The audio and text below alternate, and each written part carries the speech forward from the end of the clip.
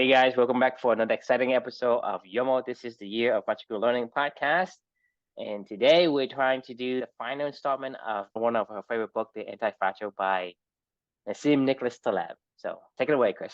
Today was the official last reflection, the day that I wrote the last reflection for the written version of YOML. Well, obviously, we're on 241. It's not the right last now. reflection. It's just The marathon of YOML is over. the last written was completed on this very morning, April 27th of 2023. It's a good day. Very good day today. I just wanted to, for video documentary proof, we have officially completed this journey, and I can't wait to talk about the rest of them with you and all the other stuff to come in the future. But, for now, we'll get to Antifragile, part 5 of 5. And actually, I needed this reflection so much today, and I'll tell you why in a minute here. We'll talk about it when we have our discussion. But the title of this one is First, Do No Harm. So this is the conclusion of Antifragile. We've talked about it many times. If you don't know what it's about, read the description or go check out the past few of them. It's about fragility versus anti-fragility. What does that mean? We've been discussing it at length. It's a really fun topic and something that we learned a lot from. I'm excited to share this reflection with you. If there is one thing that I will always remember from Antifragile, it is this concept of first, do no harm. Because to be fair, 99.9% of the time when we do something, not doing something is probably the more effective solution than doing something. Not doing something is better than doing something.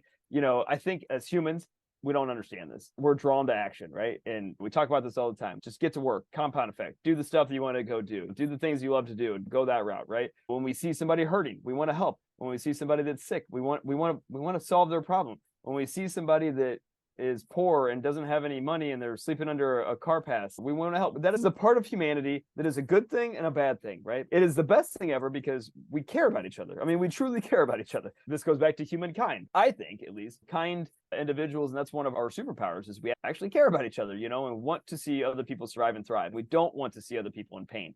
We don't want to see other people suffering. We want to do everything we can to stop that. But almost all the time that we intervene, we fuck it up. I mean, even when we solve the problem right now on the front end, we have no idea what chain of events that we just set into motion down the road and how that will negatively either spiral down or maybe positively spiral up. We have no idea. The point is, we have zero idea of the actions that we take every single day when we are trying to do good. And I think that people are naturally trying to do good. You go to the doctor, Luca is sick right now. He has pink eye. And then last week, he was also sick. He had a really bad cold. I don't know if he got the pink eye from the bad cold or whatever. Anyway, my wife last week took him to the doctor, and I was like, he doesn't need to go to the doctor. I was like, he's not in an acute situation. Yeah, he's sick. It doesn't sound good. But anyway, she came back with a prescription for steroids and a prescription for antibiotics, right?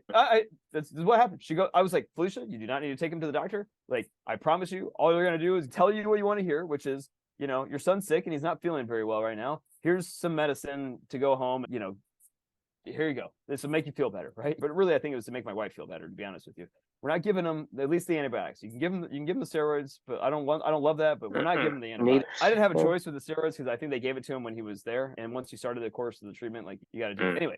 But this is what doctors do. They see a child in pain, they see a mother that's looking for answers, and they're like, here, take some drugs, right? Fast forward less than a week later, he gets pink eye, and it's really gross. He's got snot coming out of everything right now. His eyes are all pussy and goopy, and snot's coming everywhere, and he's got a tiny little fever going on. My wife takes him back to the doctor. I was like, I don't know why you need to take him to the doctor. We know what's going on. It's pretty crystal clear. She was like, no, I'm going to take him back to the doctor. I'm like, okay, fine.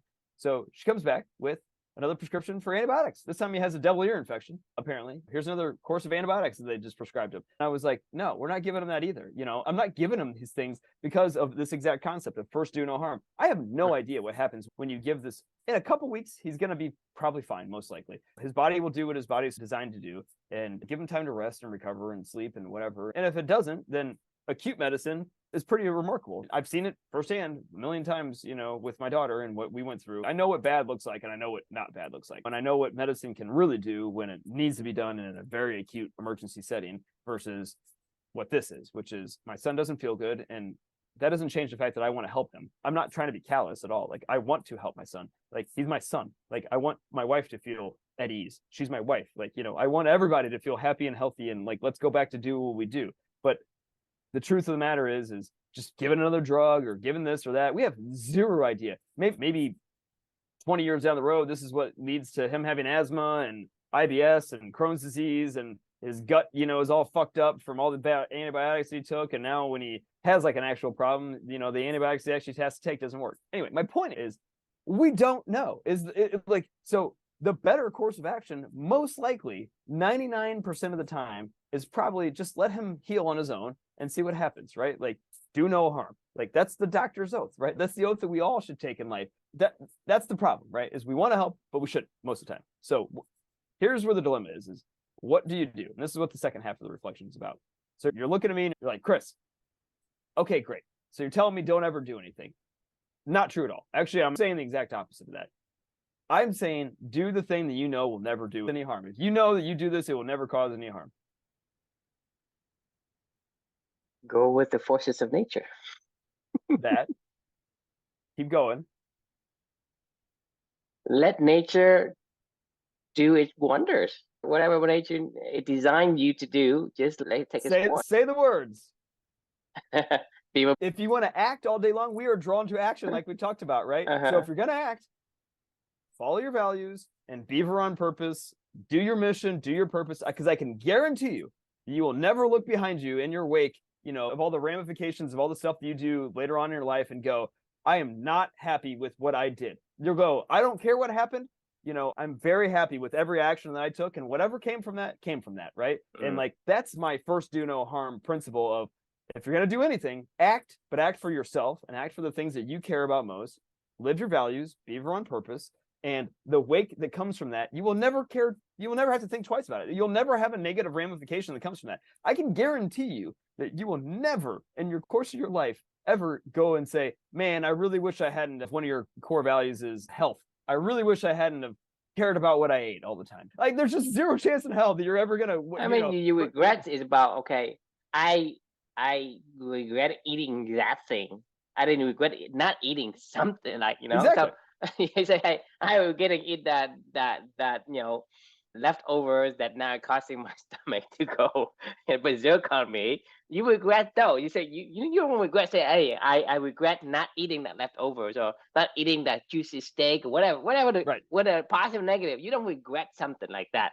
You regret doing the things that you think could help you. Hey, I'm gonna drink, whatever alcohol, whatever it is that you want to drink, and then you will regret doing it, because for the most part, there is only certain specific thing that you do that is good for you. One good benefit, which is whatever the purpose is, but it has like 10 and 100 side effects. That's the numbers. Right. So unless you really know that, hey, I'm really sure this one is going to solve the problem, you don't know. The odds are going to be against you. What you've done isn't the right benefit for you. It's going to be the side effect that harms you. Taking the statin today, you have no idea what that will do. Talking about the butterfly effect, right? A tiny minute thing could cause a huge, significant, like monstrous impact in down the line. So that's the thing, is people don't see the ripple effect of a single small little tiny minute action that someone took. It creates a tremendous forceful impact someone else. And that's the compound effect. Every action, call it karma, call it, whatever, call it the compound effect, call it whatever the fuck you want to label it, in my opinion, personally. It doesn't matter. Every action that you take, like you just said, will result in other downstream negative or other downstream actions, that you have no control over. Every word that you and I say on this podcast today could have a ramification that we have no idea, like, what could come of this. Think about it. If let's say you and I make a bet today, right? And let's bet it for like 100 years from now. It's like, if we lose today, we don't pay today. We'll pay 100 years from now. But compounded interest, using compound interest, how much will we pay? How much would my descendant pay if I lost $10 today? 10 minute dollar. How much that if you add, like, just look at the inflation. Don't have to pick an interest. Just pick up the rate of inflation, right? How much would they have to pay 100 years from now? That's going to be a huge amount. So that's the thing, is anything we do has that kind of compound effect. Right. So to me, it's like debt.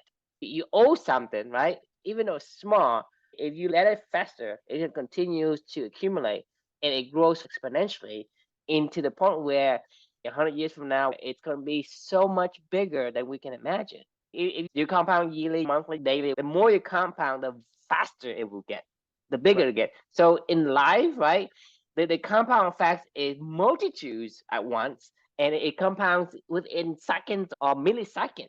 So it's not like, oh, I have to wait Every for action. another day to evaluate its compound. So the thing is, the number of compounding events that you have, the more you have, the faster it will grow and the bigger it will grow. And it's going to be astronomical in terms of what you have initially and what it's like a mustard seed and a mustard tree. It's Right. that kind of a magnitude difference.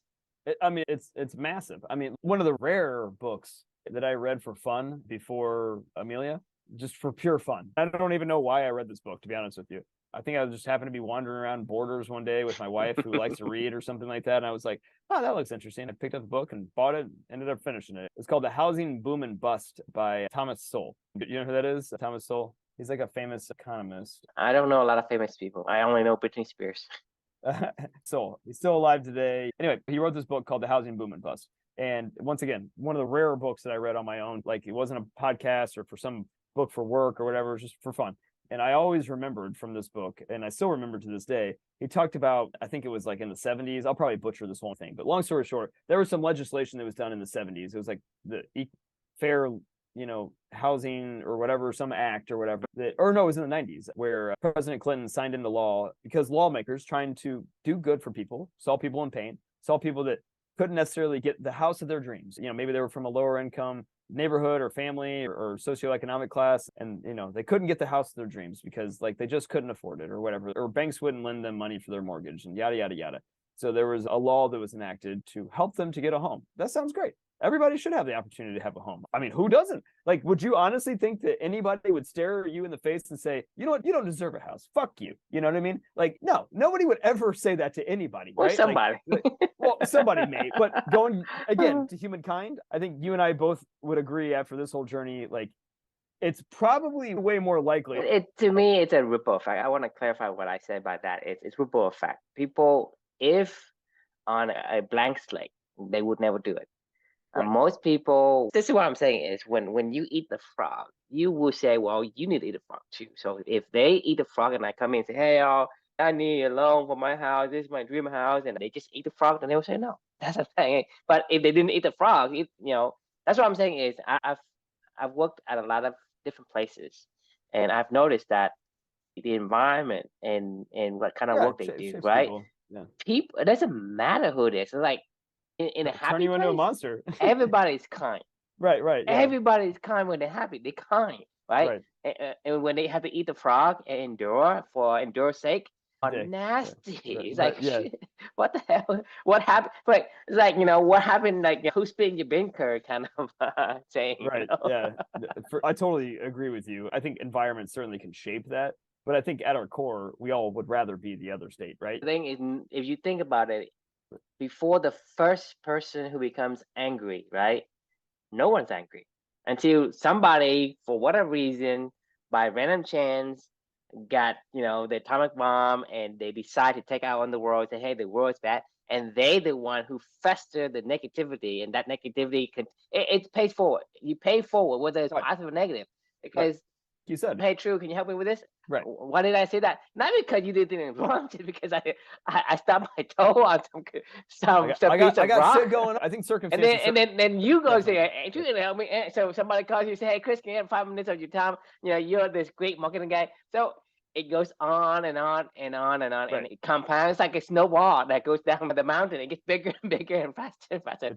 And so that's the thing is, it's on a level playing field, on a level line. No one is going to say no to you. Most people are kind until somebody put a chip on the shoulder, and then this is when they start to go out and say, I'm going to get back at them. So this is where the pie is. I'm with you. I mean, that's a good caveat. So Thomas was talking about where the real housing boom and bust happened. It was about the 2008, economic collapse. With the best intentions of mind, people put legislation into effect where it said banks need to lend to these particular people, regardless of whether or not their particular lending practices, of like, hey, do you have this much income to put as a down payment or whatever? They're like, you have to lend to these people, for XYZ reasons to make sure that they have an opportunity to have a home, right? So banks said, fine, fuck it. So they did what the law said. They started lending out money. And then lo and behold, 20, 30 years later down the road, they found ways to make more money off of their stupid loans, because they're like, oh, well, let's go trade all these subprime mortgage loans that we were, they found a way to get around it. They've made these subprime mortgages where they said, fine, you guys want loans? Like, we'll give you loans, but we don't trust you. So the interest rates are going to jump and, but they're always going to be backed by the federal government. So then we'll start to trade them. And then now we have all this subprime mortgage trading going on, and people found ways to make money because that's what they do. But my point of what I'm getting at is, through the best of intentions, I think we can all sit here and say that they did not mean this to happen. But like, through the best of intentions, legislators put things into place that down the road turned into something that had nothing to do with their original intention. Right. I would go for something really big, right? And I would say, my platform is, I will literally do nothing. I promise you. It'll be the hardest thing that any president has ever done, but I will come into here and I will do nothing beyond making sure that our borders are protected and beyond making sure that there is safety and security in this country. Anything outside of that, I will do nothing. I will not sign any laws. I will not do any legislation. I will painstakingly get blasted by every single person that comes at me all day long saying, please help me. Please help me. We just had mudslides in California. Like, do something. This person's doing this. I can't ever in a million years sit here and tell you that when I signed something with the best of intentions to save those goddamn foxes in Denver, because I care about the fucking foxes, Drew. I care about them. Like, damn it, they're fucking foxes, and I like foxes. What if something was hurting my raccoons? I would be like, oh, don't touch my raccoons. It's fine. I will make sure that I sign legislative action to make sure that I funnel a ton of money and funding and sanctuary housing for raccoons. I think you're getting my point of where I'm going. But like, that would be my platform is, I will promise you, I will do nothing. And it will be the hardest thing that any president has ever done. Right, because you see the devil doing push-up outside. Right. And especially you're a person in the spotlight, so it's very difficult for you to say, hi, yeah, I'm doing this. And so, I believe you, it's probably going to be very hard. From what we know, from what you and I know thus far, it is very difficult to do nothing. We as society see, hey, do nothing. It's like, oh, it's effortless, right? But it's not. It's really much. Hard. It's really hard. My wife could sit downstairs right now and just go, well, he's sick, and in a week from now, he probably won't be sick, but like, I want to help him. Like, if you have 4 kids, like, would you do anything for your children, no matter what they, like, without even thinking? Of course, right? Yeah, of course. That's something that you do as a parent, and it's a natural thing. It's just the way nature works. But like I said, you have to understand, only until you understand that is to help them, is to do very minimal stuff to them. You have to understand that nature is optimally good at what it does. You cannot beat Mother Nature in anything. You go to medical school for 4 years, right? And you watch maybe a 1-hour lecture of something. You can't tell me, how things work. Right? You say, well, I'm a doctor. I don't compare you to a doctor. You're a doctor compared to a million years of Mother Nature. It's like, you're nothing. It's like, you don't register on a scale. So if you understand that basis, then doing nothing is probably the best thing for you, for your kids, for anyone else, right? Yes, there are cases where you need that intervention, but that's when right?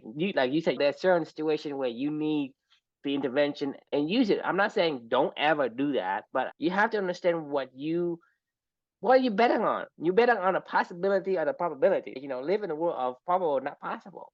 Because possible is like, is it possible I win the lottery? Yeah, it's possible, but I'm not going to bet my life on it, because in multiple lifetimes, I might not even win. So even in 1,000 lifetimes, I might not win. I totally agree. And like, it goes back to the whole concept of anti-fragile, right?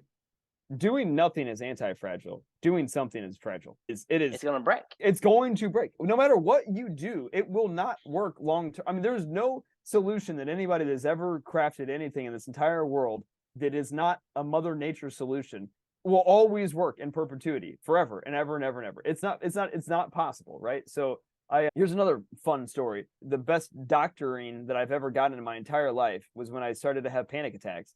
And when I was 27 years old, I think, is when I first had my first panic attack, or 28 or something like that. And I went to my doctor, and it was the same primary care doctor that I'd had since I was like 3 years old. He'd been the guy that my mom took me to when I was my pediatrician. And he was the same guy that I was still going to when I was like 28 years old. He retired, I think, when I was like 30. So he'd known me my entire life. I hadn't lived in Indianapolis my entire life, but now that I was back in town, that was where I went when I didn't feel good. I had my first panic attack and I didn't know what the hell was going on. I thought I was dying or something like that. I called up Dr. Lawless and I was like, Dr. Lawless, I didn't make an appointment. I don't know what's going on. I feel like I'm dying. I need to get in there like ASAP. He's like, okay, we'll make room. We'll see you tomorrow. And I was like, okay, great. So I drive down there. I have a panic attack on the way. I had to pull over on the side of the interstate because I thought I was gonna fucking kill myself in a car because everything would fuzzy. I was like freaking out. I was like, oh my God, I just got to get to the doctor. Just got to get to the doctor. Just got to get to the doctor. So I pulled into the doctor's office, and after I had my now second panic attack, and I had calmed down enough, and I'm sitting in his office, and I'm sweaty. I'm worried about my life and everything. And he runs a couple tests, and he asks me a few questions, and then says the weirdest thing I've ever, the wildest thing that I never thought I would ever hear. You have any idea what he asked me? Ask you a question? He asked me a question. And Okay. What is the question that he asked me? I don't know. He goes, Chris, I'm just curious. What's your relationship with God like these days? And I go, huh? I was like, what'd you just say to me, Dr. Lawrence? Like, it's like, what the fuck does God have to do with this? I'm like fucking dying over here. You know, what is wrong with me? And he goes, how do you feel? Just, just in general, like what's going on in your life? And I go, and I'm like, well, I mean, yeah, work's stressful, everything's stressful, but Dr. Lawless, like, I am fucking dying over here. Like, what is happening to me? And he was like, I think after everything that I've heard you say, I'm pretty sure that you might have be having panic attacks at this point in time, anxiety attacks. And he goes, I think you're totally healthy, but I'll prescribe you this Xanax.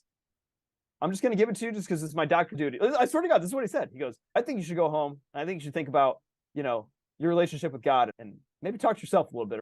What the fuck did this guy just say? I was like, give me the fucking Xanax and let me get the hell out of this office. I didn't ever think twice about it. I'm not joking. Like, I took my prescription. I went over to the pharmacy. I got my Xanax. I went home. I took my first half of a pill because I was like, I will never take a full Xanax ever because I've never had a Xanax before in my life. And I was like, I know this shit is really, really toxic. But I was like, I was freaking out. I was like, all right, I'll try this half a pill of Xanax. Took one, fell asleep immediately on the couch, and I was like, oh man, I feel okay.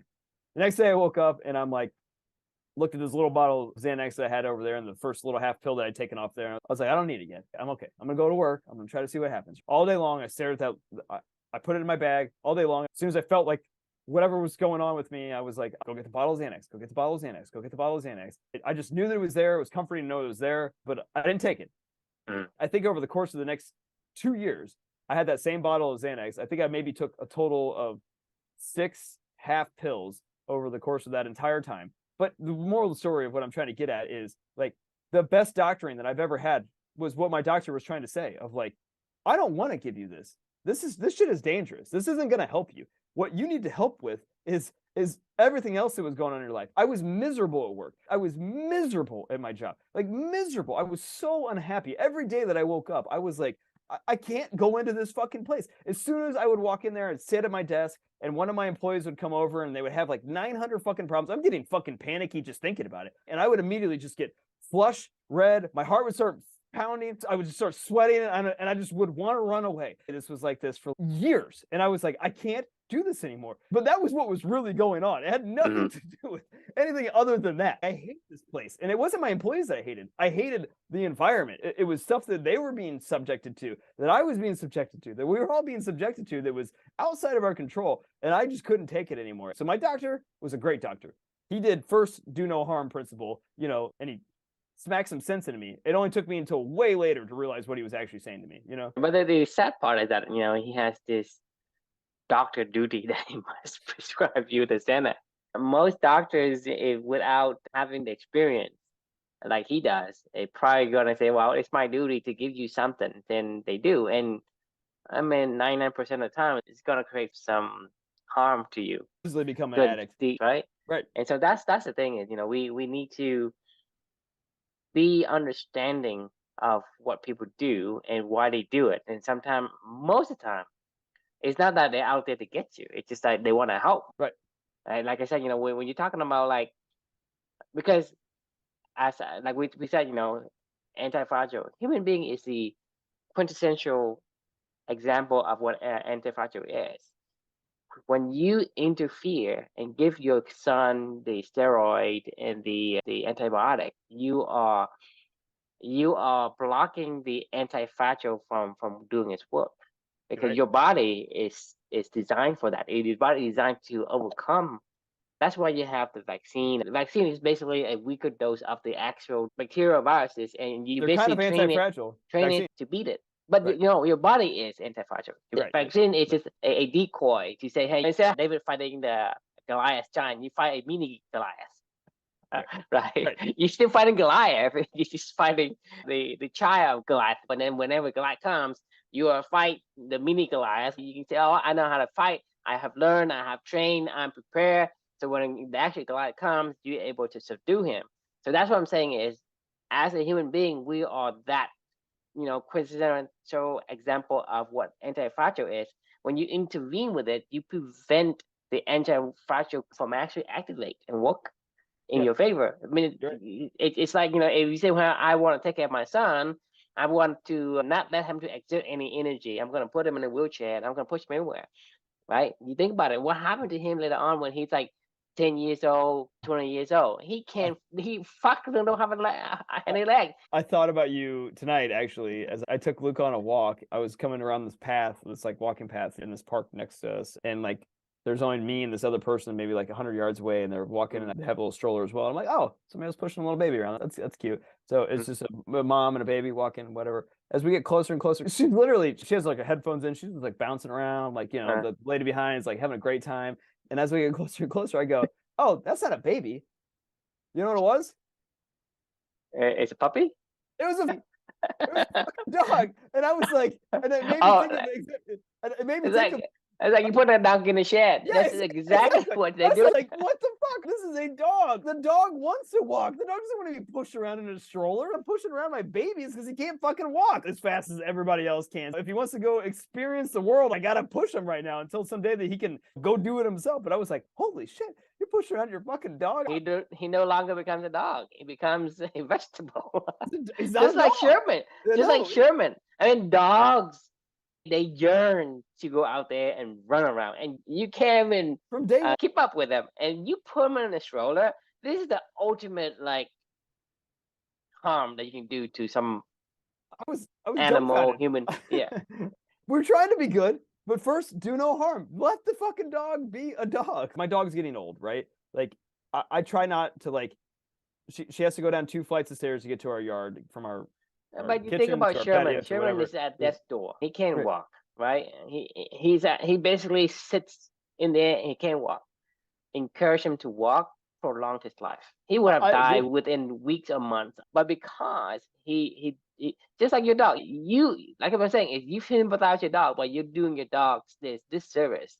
Right. But Yeah. you can't think when you struggle is when you really need to activate the anti-fracture properties. This is her only time that she goes down the stairs every day. Like I'm fat and I can't pick up my weight. I can only walk maybe 1/5 of a mile or 1/10 of a mile, right? And then why are you walking? So do you think that if I don't walk, then I'll get better?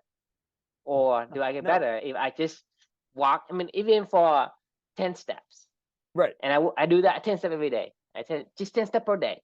Do you think, because I'm like at the point where my bones will support my weight anymore? You think about that. Say, it's so difficult for me to walk. It hurts so much, right? I can't even walk like 10 steps. I can Right. walk 9 steps, right? You can't walk anymore. Well, no, not walk. Let's give him a wheelchair, give him, and what kind of, the lift or whatever you want to call it, right? Do you think that I will live longer if I don't walk? Or do I get better if I No. walk? So something with your dog is you feel like, yeah, I don't want her to get old. exactly. I know. Okay, the dog is old, it shouldn't walk, so I'm going to pick her up. She can't go downstairs and she's hopping and she's struggling. Let her struggle. I Let agree her with you. struggle. She's It's gonna so have hard. she's gonna prolong her life by just trying to walk down the You know, stairs, even though she's limping and struggling, but it prolong her life. But if you carry her, her life will be shortened. You just reminded me that like one of the saddest conversations I've had in a long time. My great aunt Ruthie, she's in her early 90s right now. She's my grandmother's sister, my Mhm. great aunt, and she's always been a part of my life, and she took care of me as a kid. A pretty tight-knit family in general. She has like 6 kids or something like that. So she has a big family. My grandmother has 8 kids total, from additional from marriage, from a second marriage after my grandfather passed away from cancer. I come from a pretty decent sized family. I don't know how many, trues you guys have, or the wins you all have, but I'm sure you have a decent sized family as well. The reason why I'm saying this It's is so big that I don't know anyone. right. Exactly. I mean, Like, I'm sure you probably even have a bigger family than I do, but I think kids just don't marry any wins. perfect. But my great aunt Ruthie, she's in her early 90s, and her husband passed away about like 5-7 years ago or something like that. She kind of at that time snapped a little bit, like she just stopped caring, and her kids, wanting to be great kids and take care of their mother, they stepped up, and one of them actually moved in with her. And for the past, I think, 5-7 years, one of her children has lived with her in her home and taken care of her and been her primary caregiver, right? The grandma diaries, like the conversations I've been having every Sunday with my grandmother, I was talking to her because while we were on the conversation, we got this text message that said Aunt Ruthie, her sister, just got taken to the hospital because she was possibly like had a kidney stone / a UTI / all this other stuff. My grandmother was talking to me as we're both getting text messages while we're both on a Zoom call. So we're both seeing them come into our phones right next to us. And I mentioned it to her, and she was like, yeah, no, I checked with Ruthie earlier. She's fine. Not a big deal. And she was like, I had church I had to go to. I had other things I had to do, yada, yada, yada. And she's like, I'll get there if it's serious. And then we got this text message while we're talking. It was like, this is a big deal. Things are not good. She's at the hospital. She's completely refusing to eat, to drink, to do anything. And my grandmother ends up talking to me about this. And she goes, we were having a conversation about purpose in a weird way. And she goes, she was like, I love my sister, but like, this isn't who I want to be. Like, I have things to do. Like, I have a purpose still. I have church groups that I have to go to. I have people that I have to lead. I have people that I need to help. I have these events that I put on, that I host. This is what I want to do. I got to get out and I got to go walk every day because I want to make sure that I keep myself healthy to be able to go to dinner with everybody. My sister gave up 5 years ago, and her son is done everything to enable her to do absolutely nothing, and with the best of intentions. And she's gotten to this point in time where she just wants to give up. To your point about the dogs and running with Sherman, it's like, if we let, like, with the apps, I am not saying that my cousin Stephen, who lives with her right now, that's what I'm saying. Even for you and your wife, I mean, it's like you want the best for Luca. absolutely. But we don't understand that because in our nature to be kind and to care, and especially the people that dear to us. But the thing is, without the rider on the elephant understanding, hey, doing good could actually be doing bad. Doing harm, without yeah. having that conscious understanding, you would naturally gravitate toward doing something that is not good for them because we don't understand them. We understand ourselves, but we can't understand them. So how can we help them if we are not them? So that's what I'm saying is, you need to transcend the silver rule, right? No, it's the silver rule, because it's do not unto others what you would not want done to yourself. Right. So that's what I'm saying is, it's human nature to be kind. Well, And most people, yeah, it's the silver rule. I love the silver and the platinum rule. Yeah. The silver rule is like the silver rule is what prevents me from going over there and beat you over the head with. I don't want to get beat over the head.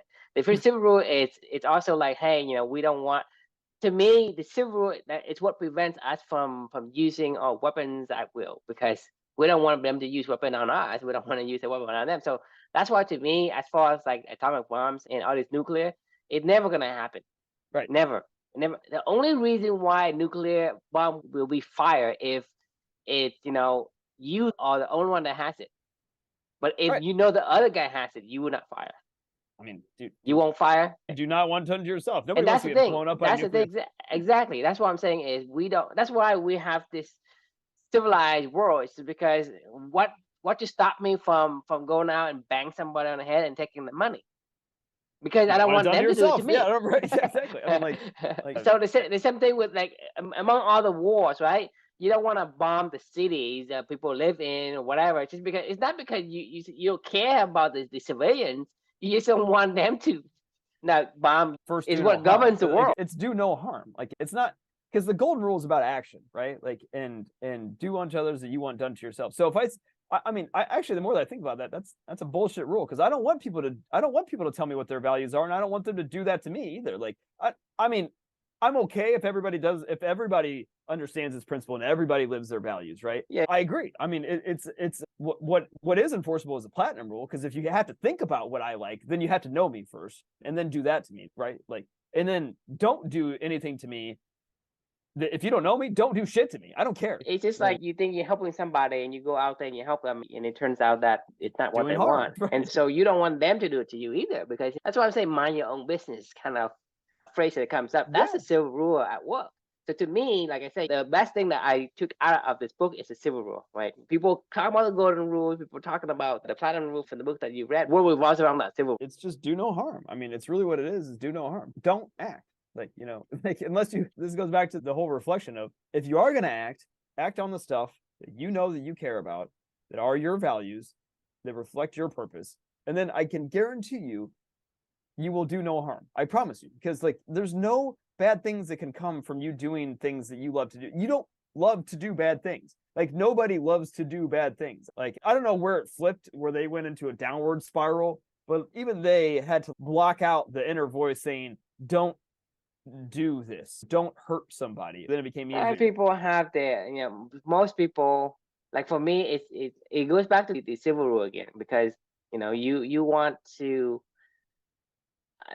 like I say, one of the reasons why we go to war isn't because this or that. It's because we want, I mean, as a soldier anyway, you want to fight in the war because you want to protect the people that you love, right? It's the need. It's a need to say, okay, I do this bad thing for this good thing. You're trading that. And so some of these serial killers or whatever, they think they do somebody else a favor. Like let's say you're talking about the terrorists, the bombs thing. They are doing it for somebody they love, their brother, their sister, or whatever. They're using their kind heart to do things, but that thing that they did happens to be bad for the bystanders. It's called collateral damage. Right. It's not their intention to go and bomb the city, whatever. They bomb because someone told them, they will save the family, or the family has been threatened to go do that. And the people who threaten them has similar conundrums in terms of, okay, I need to do this because of this. So that's what I'm saying, is everybody approach the activity and the effort and the action they do from that kind heart perspective, because that's not who they are. They can't go say, I'm a beaver and I want to be an eagle and I'm going to fly and I'm going to do. Say, how can I even have a single chance at even flying like an eagle when I don't have the capability and the wings and the bone structure to even take flight? You think about it, what's the chance of me successfully fly as a beaver? Zero. What's the chance of me building Well, that's not zero. It's not zero. But I'm saying it's, you live in a world of probable, not possible, right? So I'm talking about, I'm asking you, what's the chance?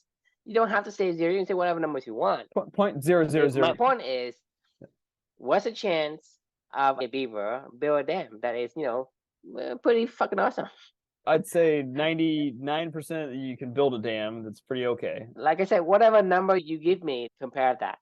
Right. So which number should be greater? Almost all the time. I mean, so that's what I'm saying is, if you are made to be this beaver, you have the faculty to build the dam, you have the advantage. The chance of you to complete that successfully is high compared to something else, which is anything else that you do. For example, let's say I'm a beaver, an eagle is one thing. Let's say I want to be a lion. Can I be a lion?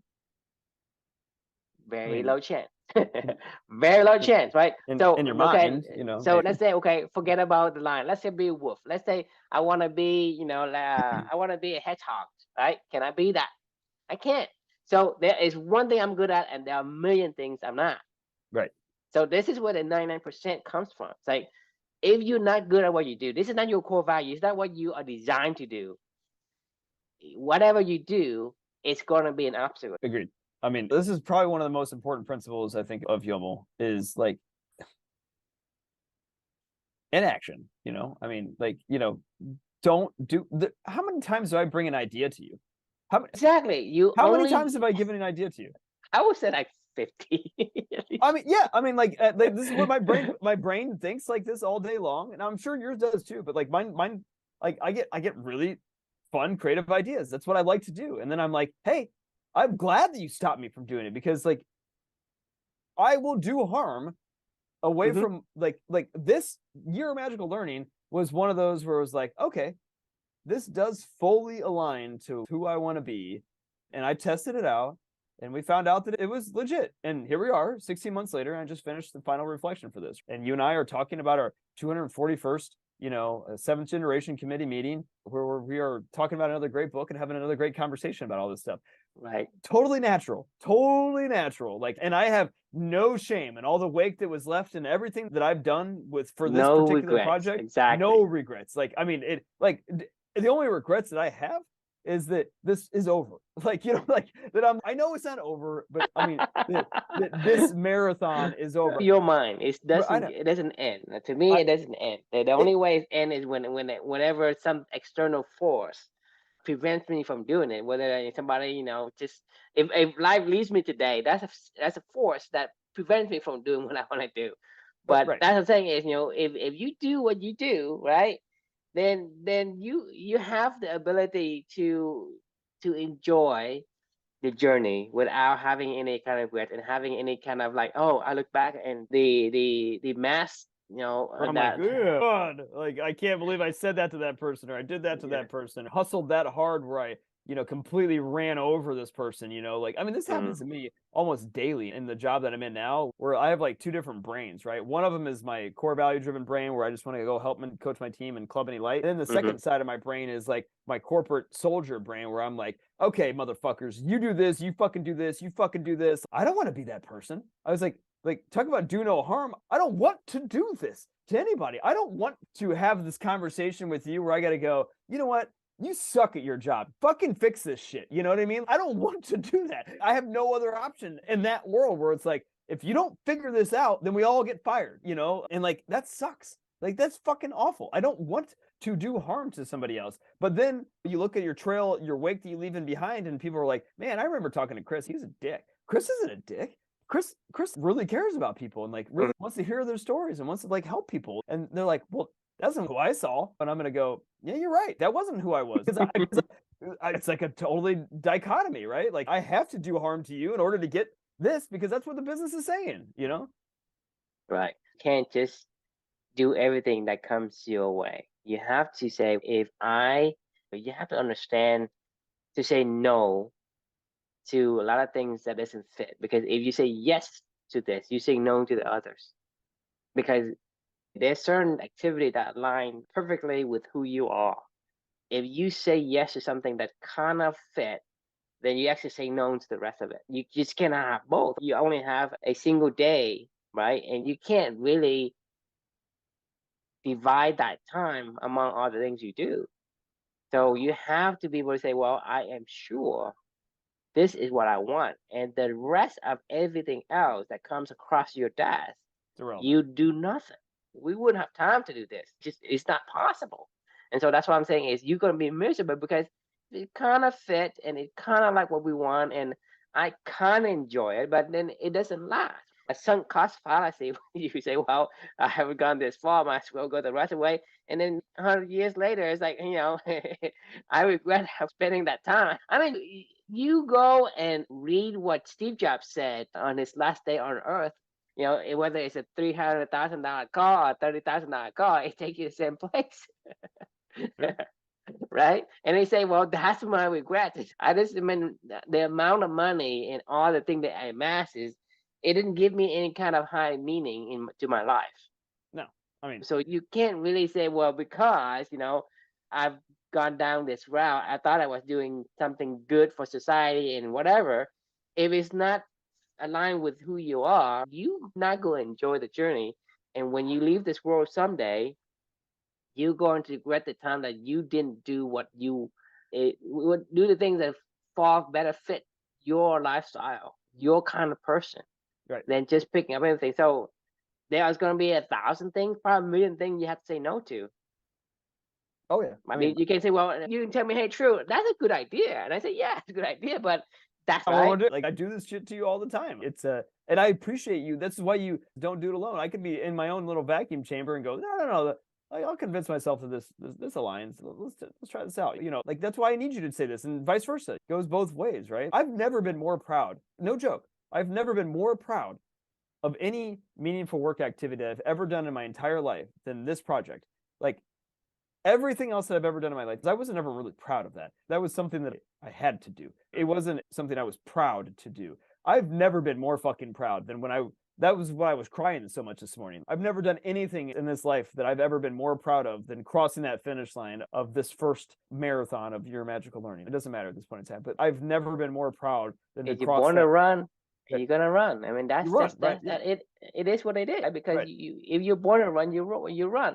And so it doesn't matter if you're a beaver, you build a dam, you're gonna be really proud of that. The accomplishment, and it doesn't matter if people think your accomplishment isn't much.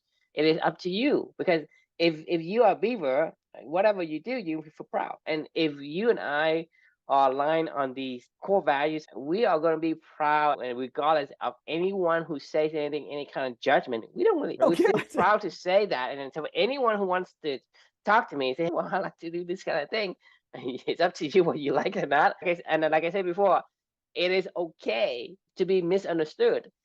I mean, no, you're totally right. I was thinking about that this morning on the run that I was on with Amelia after we finished writing our first reflection, and we were listening to the Black Swan, and he was talking about some of these concepts with an author being a black swan and the scalability of the activities they do, and the fat head and the short tail basically is what he's talking about. The fat head. Now, later on down the road, I now have different terms to apply to all this, but when he's talking about like a black swan with like a scalability issue, he's talking about a fat head and a short tail, right? Or the long tail. Right. When I'm hearing this, he was given that scenario of that Russian author that like nobody had heard of, that refused to change anything. She was like, if you don't want to take it, then don't take it. And then someday some publisher comes along and does it for free, basically, or almost free. And, all of a sudden people see it, grows a small random following on the internet. And then that following turns into multiple $1 million of books, multiple million books sold. And, all of a sudden people are looking back going, how do we miss that? And then we're trying to put a reason around all this stuff and yada, yada, yada. And they're trying to say, well, here's why, because she was influenced by XYZ and she did it this way and blah, blah, blah. Anyway, long story short, he was like, this person doesn't exist, but the scenario exists all over the place. I don't give a fuck if anybody ever reads this. I don't give a shit if anybody ever listens to any one of these podcasts that we do. What I care about is like every single day I've enjoyed the shit out of it. Do you care if somebody goes and watch you play tennis? No. Exactly. Like I actually tell people, don't come watch me play tennis. Like, I mean, I don't care. Like, I'll be fine either way. But like, it's like you love food. Like, I enjoy the food because I enjoy the food. Right. If you like tennis, then come watch me play tennis. You love tennis. You play tennis regardless of whether it's an audience or whether it isn't an audience. As long as you get to play tennis, that's the point. You do the thing you love. That is already the reward that you're getting for yourself. And because of the reward you get yourself, it does a spiral, a compound effect up. Meaning, because you love so much, you play so many tennis. Because you play so many tennis, it's going to say, well, because I play so many tennis, I was able to learn many things. And when you learn so many things, so many days, so many years, who could beat you? You become world class, because that's what I'm saying. The question is, can you become world class? If you take somebody who is identical, one likes it and one doesn't like it, who will be better? Become world class, right? But I'm saying, Novak Djokovic, because he won't show up because he won't be able to play. Okay, let me ask you, how many books you've read? Just give me an estimate, a conservative estimate. Well, I know exactly because I had to add it up because it's 286 is what was done. Okay, 286. Most people don't even get far. I've reread many books on this journey. I'm saying and it's not projection. It's just like you have read that number of books. Right. For most people in their life, even for the fucking CEOs that you say, hey, I read a book a day, that's a fucking lie. Okay? They don't have time for it. Right. They don't have time for it. CEOs don't read books. They don't have time for it. They probably scheme something about what, look at the paper. If they're good at what they do, they don't have time for it. They have meetings all day long. CEOs are busy. You look at the schedule, they have meetings all day long. Your meeting is probably filled, weeks after week. It's filled, right? And so that's what I'm saying is, if you're a CEO, and because the CEO is the face of the company, for the like I said, I mean, this is my calendar. Yeah. Okay. Right. And imagine you're a CEO, because everybody wants a piece of your time. Right. You have no time for it. So to me, even a CEO won't have read that many books. Unless they prioritize. I'm talking about like the general populations of this CEOs. Let's say you find some CEO that is like you. They read the book because they are coaching a company. Yes. Right. So the Max Yoder is a CEO that I guarantee reads a lot of books. He can read that number of books and not be a CEO. because the CEO Sure. doesn't. It's not the reason why he read the books.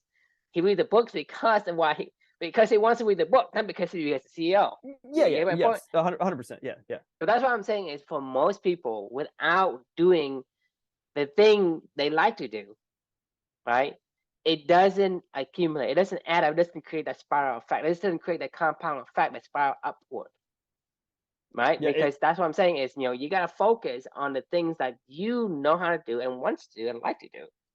embarrassing. Honestly, it almost is embarrassing when you do when if I'm a beaver and I made my 500th dam, or my 5,000th dam, if you go back to your friend huddle and you're talking to your beaver friend and you got the beaver sitting at the campfire with the fox and the wolf and everybody's sitting around the campfire drinking a beer and you're like, hey beaver, how's life going? It's like, not bad. The family's doing good. Like, I'm still building dams. I'm building dams. How many dams think you built, man? And he goes, I don't know, man. Like, I don't know. Like, take a guess. Well, I don't know. Let's say 2,000. Built 2,000 dams. And you're like, I guess I didn't really think about it. What's going on in your life? That's kind of how I feel almost these you're days. Asking me what's new. Right. Like you're asking me what's new. I went to lunch with a dude I hadn't seen for, I don't know, probably 8 months to a year or something like that. And we weren't super close either. He just reached out because he just wanted to catch up and we're acquaintances. And he was like, hey, you want to go out to lunch sometime? And I was like, sure. We used to work together a long, long time ago. And he was like a work acquaintance. And I was like, sure, let's go grab some lunch.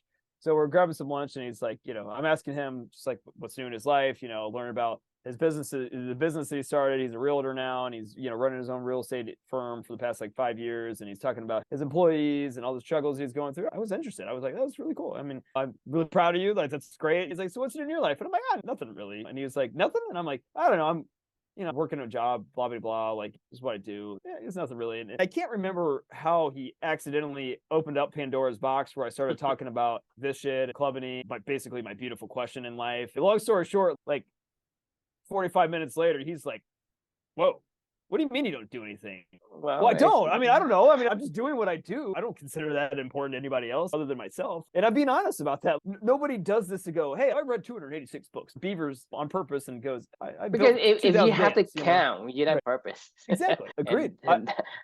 That is a great point. I've been going back and forth over and over again going, do I post this or do I not? Because it was always my intention to be like, here's, as my final post, you're a magical learning by the numbers.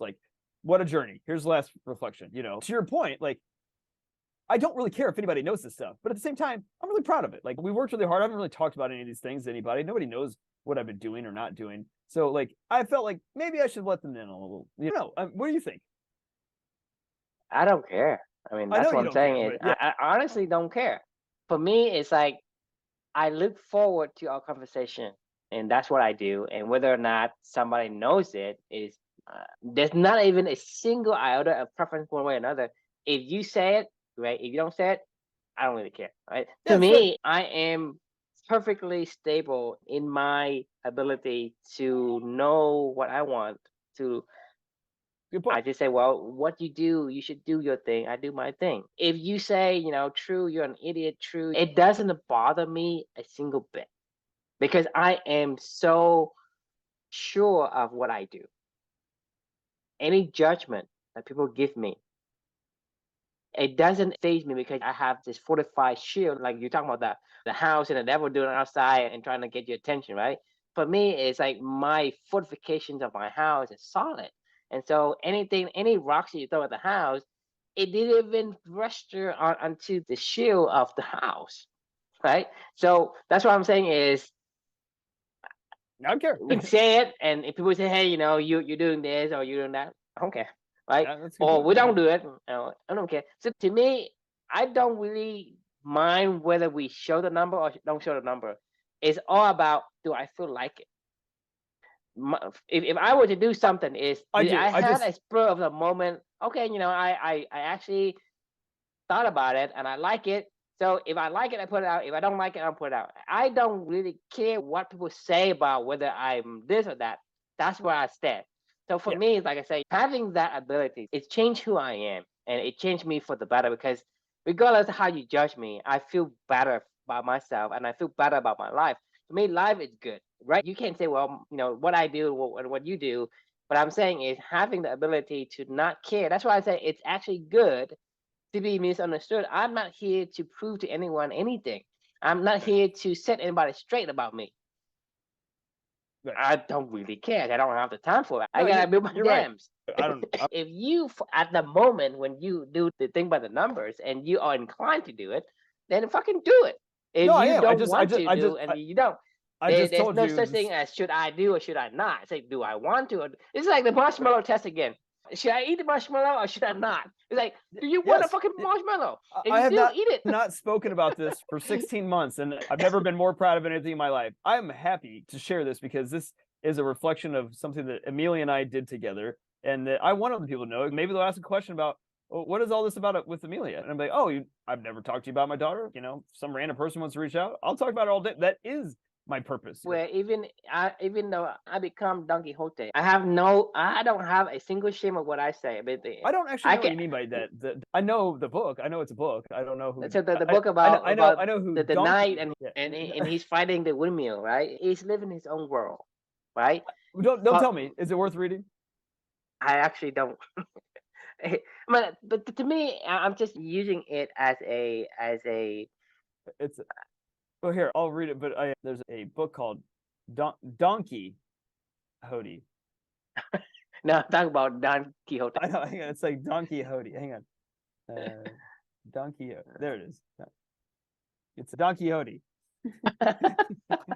And there's like a book that my mother-in-law got for Luca. Okay. No, it's not. It's Don Quixote. Damn it. I'll find it.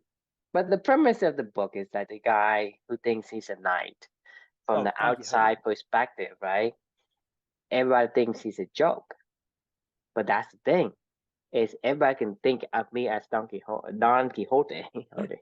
I don't know. All right. Right, but the thing is, like I said, his perspective and people's perspective are completely different, vastly different, right? And so you say, well, I can be seen as this idiot who doesn't know the reality, who is separated from the reality a long time ago, and he's in his own crazy world.